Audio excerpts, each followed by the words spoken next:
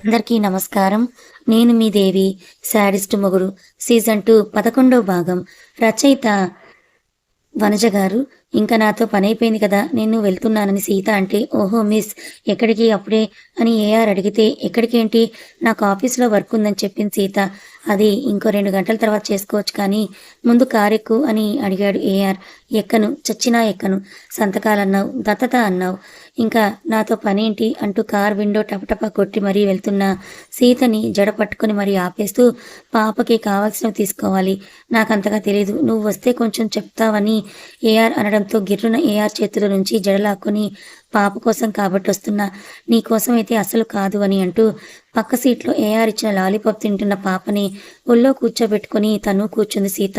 Next second AR car start చేస్తే అరగంటలో Nexus mall ముందు ఉన్నారు ముగ్గురు కూడా. "లోపలికి వెళ్ళండి, నేను కార్ పార్క్ చేసి వస్తాను" అని ఏఆర్ చెప్పడంతో, "సరే బాయ్" అని అంటూ సీత దిగబోయేంతలో ఏఆర్ ఆమె దవడలు నొక్కిపెట్టి, "ఎవడే బాయ్" అని అంటూ కోపంగా చెప్పి నొప్పికి సీత కళ్ళల్లో నీళ్లు తిరగడంతో సారీ అని చెప్పి వదిలేసి, చిన్న పాప పెద్ద పాప దిగాక కార్ని పార్కింగ్ బేస్మెంట్కి తీసుకువెళ్ళాడు ఏఆర్. పెద్ద కళ్ళు చేసుకొని చూస్తున్న పాపని ముద్దు చేస్తూ ఏఆర్ వచ్చేంత వరకు బొమ్మలు అవి చూపించక అతడు కిడ్స్ సెక్షన్లోకి వెళ్తూ ఉంటే, "ఓ అబ్బాయి" అని పిలిచింది. ఇందాక ఎఫెక్ట్కి బాయిని అబ్బాయి చేసి, పాపకి డ్రెస్సుల తర్వాత ముందు హెయిర్ కట్ మంచిగా చేయిద్దామని చెప్పి సెలూన్లోకి తీసుకువెళ్ళింది. అక్కడ ఉన్న హెయిర్ స్టైల్స్ చూసి తనకి కూడా చేయించుకోవాలనుకున్న సీత, "అబ్బాయి, నేను కూడా ఫీదర్ కట్ చేయించుకున్నా" అని అడుగుతుంది. "ఒక వెంట్రుక కట్ అయినా మొత్తం గుండు కొట్టేస్తా" ఆన్సర్ ఫ్రమ్ ఏఆర్. "ఏ ఏంటి తెగ బెదిరిస్తున్నావు అని సీత మీదకి వెళ్తూ ఉంటే, "ఓ అమ్మాయి, కాస్త తట్టుకో. ఇప్పుడు నీ జుట్టు బాగానే ఉంది కదా, ఎందుకు అనవసరంగా పాడు చేయడం" అని కాస్త సౌమ్యంగా చెప్పడంతో, "సర్లే, నేనేం అనుకోలేదు. నేను ఇంతవరకు సిజర్ కూడా పెట్టలేదు తెలుసా నా హెయిర్ మీద. మరిప్పుడు ఎందుకు కట్ చేయించుకుంటాను? ఏదో మోడల్స్ చూసిన ఆనందంలో అలా అన్నాను అంతే" అని చెప్పి జుట్టు కాస్త పెరిగిన పాపని ఎత్తి చైర్లో కూర్చోబెట్టింది సీత. "మేడం, ఎలా చేయమంటారు" అని సెలూన్ గర్ల్ అడిగితే, "బేబీ కటింగ్ లాగా చేయండి క్యూట్గా. పాప రౌండ్ ఫేస్ బాగా ఎలివేట్ అవ్వాలని" చెప్తుంటే, "ఏవైనా స్పా, బాడీ మసాజ్ కావాలంటే చేయించుకో" అని బంపర్ ఆఫర్ ఇచ్చాడు ఏఆర్. "మాకేం అక్కర్లేదులే" అంటూ పాపని కదలకుండా పట్టుకుంటూ హెయిర్ కట్ని అయితే కంప్లీట్ చేయించింది సీత. పాప ఒంటి మీద ఉన్నది ఏదో పాత ఫ్రాక్, కొంచెం మాసిపోయి ఉంది. "ఇంకా నెక్స్ట్ క్లాతింగ్‌నే కదా" అని ఏఆర్ అడగడంతో, "హా, అదే" అని చెప్పింది సీత. ఇద్దరు కిడ్స్ సెక్షన్‌కి వెళ్లి అరగంటలో 50 జతలు తీశారు పాపకి. అందులో ఒకటి సీతతో అక్కడే ట్రయల్ రూమ్‌లో మార్పించిన ఏఆర్ మొత్తానికి 1,00,000 బిల్ చేసి వాట్ నెక్స్ట్ అన్నట్టు చూశాడు సీత వంక.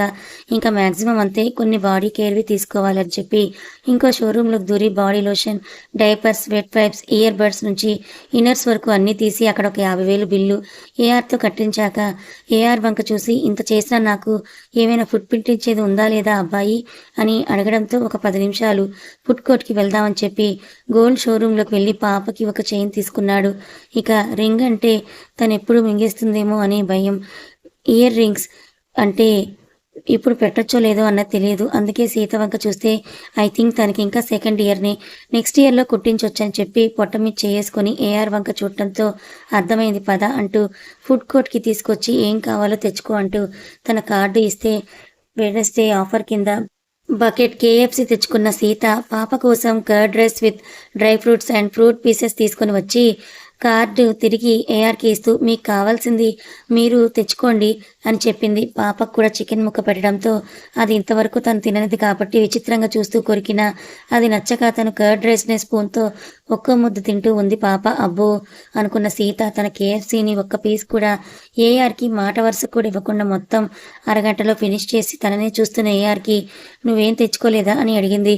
"నువ్వు తిన్నావు కదా, చాల్లే" అని చెప్పిన ఏఆర్, "ఇంక వెళ్దామా" అని అడిగాడు. "హా" అని అంటూ, "అవును, పాప పేరు అదే ఫిక్స్ చేశావా" అని అడిగింది. "హా, బావుంది కదా" అని అంటూ, "పాపకి నామకరణం చేయించాలి ఈ సండే. నీకు ప్రాబ్లం లేకపోతే టెంపుల్‌కి వస్తావా" అని అడిగాడు. "టెంపుల్‌కా? ఏమో, తనకింతవరకు టెంపుల్‌కి వెళ్ళినట్టు గుర్తులేదు.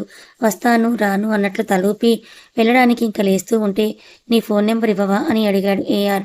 "ఎందుకు" అని వెంటనే సీత అడిగితే, "ఇవ్వవా" అని ఏఆర్ బేస్ వాయిస్‌తో అడగటంతోటి తన చేతి మీద పెన్నుతో పేరు రాసిన సీత వెళ్ళిపోతూ ఉంటే, ఇక తినలేక స్పూన్ అటు ఇటు తిప్పుతున్న పాపని చూసి, "ఇంకా వద్దా బంగారం" అని అడగడంతో ఊహు అంటూ తల ఊపింది పాప. సరే అని టిష్యూతో మూతి తుడిచి పాపకి వాటర్ తాగించి ఎత్తుకొని 4 అడుగులు వేసేసరికి సీత పక్కనే చేరాడు ఏఆర్. అంతలో ఎదురుగా వస్తున్నవారు హాయ్ సీతగారు అంటూ నవ్వుతూ చెయ్యి ఊపుతూ ఉంటే హలో అభి గారు అంటూ సీత కూడా నవ్వుతూ చెయ్యి ఊపేసరికి ఏఆర్ తను నీకు తెలుసా అని అడిగాడు. హా అంది సీత. ఎలా అని అడిగాడు ఏఆర్. నిన్న పార్టీలో మేము ఫ్రెండ్స్ అయ్యాం అని సీత అంటే ఒక్కసారిగా గట్టిగా కళ్ళు మూసుకొని తెరిచి ఏఆర్ ఇప్పుడు అతనితో మాట్లాడడం అంత నెసరీనా? వర్క్ ఉందన్నావు, ఆఫీస్ దగ్గర వదులుతాను, వెళ్ళి ఎంత కావాలంటే అంత వర్క్ చేసుకో అని చెప్పి సీతని ఇంకో చేత్తో పట్టుకున్నాడు ఏఆర్. కానీ ఎదురుగా ఉంది అభి కదా. హాయ్ సీత గారు ఎలా ఉన్నారని అభి అడిగితే నిన్ననే కదా చూసింది, అప్పుడే ఎలా ఉంటుంది అని అనుకుంటూ ఏఆర్ ఉంటే బావున్నాను అభి గారు అని నవ్వుతూ చెప్పిన సీత అభి లంచ్ ఆఫర్ చేసేసరికి ఎందుకు చూసింది తెలియకుండా ఏఆర్ వైపు చూస్తే అతని ఫేస్ సీరియస్గానే ఉంది. నేను ఆల్రెడీ చేసేసాను అభి గారు అని సీత అంటే ఓ అంటూ ఫేస్ డల్గా పెట్టిన అభి అట్లీస్ట్ కాఫీ లేదంటే ఐస్ క్రీమ్ అయినా అని అడగడంతో ఐస్ క్రీమ్కి ఓకే చెప్పిన సీత ఏఆర్ వంక చూసి నేను వెళ్ళిపోతాను మీరు వెళ్ళండి అని చెప్పిన సీత ఏఆర్ కోపపు చూపులకు బలై మీ అమ్మతో నేనున్నానని చెప్పాను, ఇప్పుడు మీరు దారినపోయేవాడిని చూసి నేను వెళ్ళిపోతాను అంటే మీకేదైనా జరిగితే బాధ్యత నాదే అవుతుంది కదా అని టాయ్ సెక్షన్లో ఉంటాను వచ్చేసేయని చెప్పడంతో కొంచెం ఫీల్ అయిన మనసుతోనే అభి వెంట వెళ్ళి మళ్ళీ పార్లర్కి బయలుదేరింది సీత. వాళ్ళ మధ్య జరిగిన సంభాషణ చూసి అతను మీకు ఏమవుతాడు అని అడిగాడు అభి. ఫ్రెండ్ అని చెప్పింది సీత. ఓ మరి పాప తనకి పెళ్ళైనట్టు ఎక్కడా రివీల్ చేయలేదు, మరి ఆ పాప ఎవరు అని అభి అడగడంతో తన పాపే అని చెప్పి ముభావంగా మారిపోయిన సీత మీరిద్దరూ ఒకరికొకరు తెలిసే ఉంటారు కదా, మరెందుకు హాయ్ చెప్పుకోలేదు అని అడగటంతో అతనికంటే నేనే ముందు బిజినెస్ స్టార్ట్ చేశాను 1 మంత్, అలాంటప్పుడు అతనే నాకు హాయ్ చెప్తే నేను చెప్పనా, 2 ఇయర్స్గా చూస్తున్నాడు, he is a attitude person అని అభి అనడంతో ఆయనకి ఆ మాత్రం యాటిట్యూడ్ సూట్ అవుతుందిలే అని చెప్తూ వచ్చిన వెయిటర్కి ఒక cornmeal nuts ice cream order ఇచ్చింది. అతన్ని అంటే మీకు ఎందుకంత కోపం వచ్చింది, ఎనీథింగ్ బిట్వీన్ యూ అని అభి అడగడంతో నథింగ్ అని చెప్పి కోపంగా లేచి వచ్చి ఏఆర్ చెప్పిన టాయ్స్ సెక్షన్లోకి వెళ్ళిన సీత అక్కడ ఆడుకుంటున్న ఏఆర్ ఇంకా పాపని చూస్తూ అలాగే ఉండిపోయింది. కోపంగా వెళ్ళిపోయిన సీతనే చూస్తూ రేయ్ చెడగొట్టుకున్నావు కదా, ఆ అమ్మాయి ఏదో నీ లక్ కొద్దీ ఐస్ క్రీమ్కి వచ్చింది, నీ మనసులో మాట చెప్పక ఎందుకురా నీకు ఇదంతా అని తల కొట్టుకొని ఉసూరుమంటూ తను వచ్చిన పని మీద వెళ్ళాడు అభి. లాడర్ మీద జారుతూ వస్తూ కేరింతలు కొడుతున్న పాపని అలాగే చూస్తూ ఉంది సీత. ఆమె కంట్లో చిరుతడి ఎందుకో తనకే తెలియదు. అభి కూడా తన సూట్ విప్పేసి షర్ట్ ఇన్ పీకేసి ఆ టాయ్స్లో పడి పాపని ఆడిస్తున్నాడు. పాపని ఎత్తుకొని కితకితలు పెడుతూ ఉంటే గలగల నవ్వుతోంది పాప. ఎంతసేపు వాళ్ళని చూస్తుందో తెలియదు కానీ అలాగే చూస్తూ నిల్చుండిపోయింది సీత. అరగంటకి ఏఆర్ పాప ఇద్దరు ఈ లోకంలోకి వస్తూ బంగారం ఇంకా మన ఇంటికి వెళ్దామా అని అడిగితే అలిగినట్టుగా ఫేస్ పెట్టిన పాపని చూస్తూ ఈ సండే మళ్ళీ ఇక్కడ తీసుకుని వస్తాను, నాకు వర్క్ ఉంది నాన్న, వెళ్దాం రా అని పిలవడంతో కాంప్రమైజ్ అయ్యి సరే అంటూ నవ్వితే పాపని ఎత్తుకున్నాడు ఏఆర్. వాళ్ళని చూసి కంట్లో చెమ్మ తుడుచుకున్న సీత అబ్బాయి మీ ఇద్దరికి ఎవరి దిష్టి తగలకూడదు, ఇలాగే ఉండాలని చెప్తే పెదవులు ఒకవైపుకు తిప్పిన ఏఆర్ అయిపోయాయా మీ ఫ్రెండ్తో ముచ్చట్లని అడిగితే మూతి తిప్పుకొని చూసిన సీత అవును, నిన్ను ఇప్పుడు పాప ఏమని పిలుస్తుంది అంటే అంకుల్ అంటుందా అని డౌట్ రైజ్ అవడంతో ఇద్దరు పాప వంక చూస్తే పాప ఏఆర్ మెడను కరుచుకొని నాన్న అని పిలిచింది. ఆ పిలుపుతో కళ్ళు మూసుకున్నాడు ఏఆర్. కంట్లో ఈసారి నీటి చెమ్మ తగిలింది. అబ్బాయి నువ్వు ఏం ఏడుస్తున్నావు ఎందుకు అని అది గమనించిన సీత అడిగితే నో అంటూ ఆ నీటి చెమ్మని కళ్ళ బయటకి దోయకుండా ఆపేసిన ఏఆర్ ఇంక వెళ్దామా అంటే సీత తలూపింది. ఆమెని ఏమీ అడగకుండా ఈసారి కూడా ఎస్టీఏ సెకండ్ బ్రాంచ్ ముందు ఆపి వెళ్ళు అని చెప్పాడు ఏఆర్. ఈసారి కూడా అతన్ని షాకింగ్గా చూస్తూ నేను ఏ ఆఫీసులో పనిచేస్తాను నీకు తెలుసా అబ్బాయి అని సీత ఏఆర్ని అడిగితే ఏం చెప్పకుండా కార్ రివర్స్ చేసుకొని ముందుకు వెళ్ళిపోయాడు.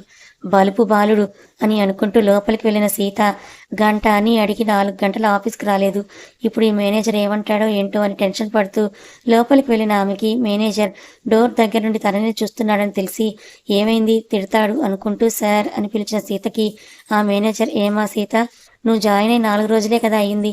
కానీ 3 రోజులు పర్మిషన్ తీసుకొని వర్క్‌ని నెగ్లెక్ట్ చేశావు. నీది ఇంకా వర్క్ పెండింగ్ ఉంది. ఏదో పెద్ద చేసేస్తావని నిన్ను ముంబై నుంచి ఇక్కడికి ట్రాన్స్‌ఫర్ చేశారు.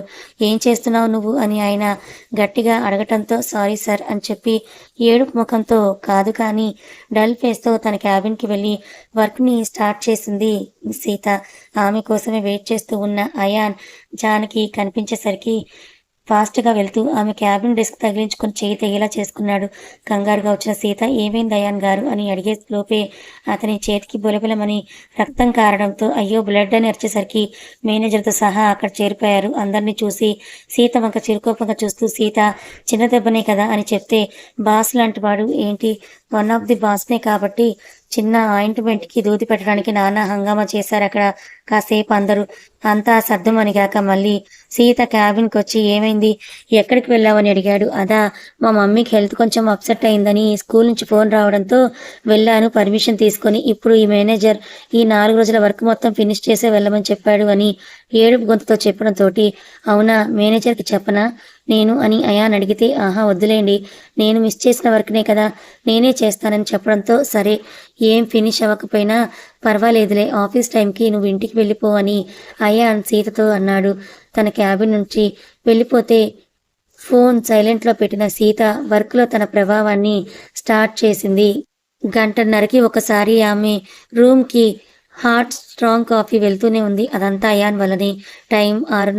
అందరికీ లాగౌట్ టైం. కానీ సీత 70% వర్క్ మాత్రమే కంప్లీట్ చేసి మిగతాది చేస్తానే ఉంది ఇంకా. "సీత, లాగౌట్ టైం అయింది, వెళ్దాం రా" అని అనడంతో "నో అయాన్, కొంచెం వర్క్ ఉంది, నేను చూసుకొనొస్తానని" చెప్పడంతో ఓకే అని చెప్పి వెళ్ళిపోయాడు. తీరా సీత పని అయిపోయేసరికి టైం 10 అవుతుంటే ఆఫీస్ ఖాళీగా దర్శనమిచ్చింది. మేరీ నుండి 10 మిస్డ్ కాల్స్ ఉన్నాయి. అమ్మో, టైం ఇంతైపోయిందా అని ఫాస్ట్‌గా తన హ్యాండ్ బ్యాగ్ తీసుకొని బయటికి వెళ్ళేసరికి అయాన్ "హలో, లిఫ్ట్ ఇవ్వనా?" అని అడిగేసరికి "ఏయ్, నువ్వు వెళ్ళలేదా ఇంకా?" అని అడిగిన సీత అయాన్ ఆమె కోసమే వెయిట్ చేశానని దాచిన అతను "వెళ్ళాను, కొంచెం వర్క్ ఉంటే ఇటువైపు వెళ్తున్నా, నువ్వు కనపడేసరికి ఆగానని" చెప్తే నమ్మేసి "అవునా" అంటూ "నిజంగా డ్రాప్ చేస్తావా? లేట్ అయిందని" అడిగింది. "హా, ష్యూర్. నువ్వింత ఇదిగా అడగాల్సిన అవసరం ఏం లేదు సీత, పద" అని అంటూ ఆమె కూర్చున్నాక సీత చెప్తూ ఉంటే ఆమె ఇంటికి తీసుకువెళ్ళాడు. "రండి అయాన్ ఇంట్లోకి" అని సీత అడిగితే "పర్లేదు సీత, నేను వెళ్తాను. మీ అమ్మ చూస్తే బాగోదనడంతో" "మా అమ్మ ఏం అనుకోదులే అయాన్, రండి. ఇన్‌ఫాక్ట్ తనకి మీ గురించి ఎప్పుడో చెప్పాను. ఇప్పుడు నువ్వే నా ఇన్‌స్టా ఫ్రెండ్‌వని తెలిస్తే ఎక్సైట్ అవుతుంది" అని చెప్పిన సీత అయాన్ వద్దు అంటున్నా కూడా ఇంట్లోకి తీసుకొని వెళ్ళింది సీత. కథ కొనసాగుతుంది.